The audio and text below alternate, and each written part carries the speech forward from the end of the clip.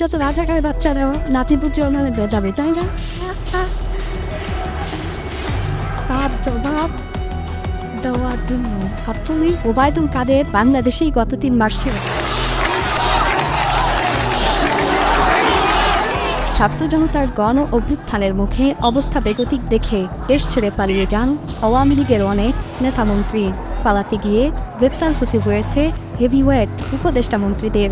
এমন বাস্তবতায় আত্মগোপনে চলে যান অনেকে। তাদেরই একজন আওয়ামী লীগের সাধারণ সম্পাদক ও সাবেক মন্ত্রী ওবায়দুল কাদের। 5 আগস্ট শেখ হাসিনা সরকারের পতনের পর থেকেই লাপাত্তা হয়ে যান তিনি। আন্তর্জাতিক অপরাধ ট্রাইব্যুনাল তার বিরুদ্ধে জারি করে গ্রেপ্তারি পরোয়ানা। শেখ হাসিনা সরকারের পতনের পর থেকেই আলোচনায় ছিলেন তিনি। ওবায়দুল কাদের কোথায় আছেন এই নিয়ে জল্পনা কল্পনা কম হয়নি।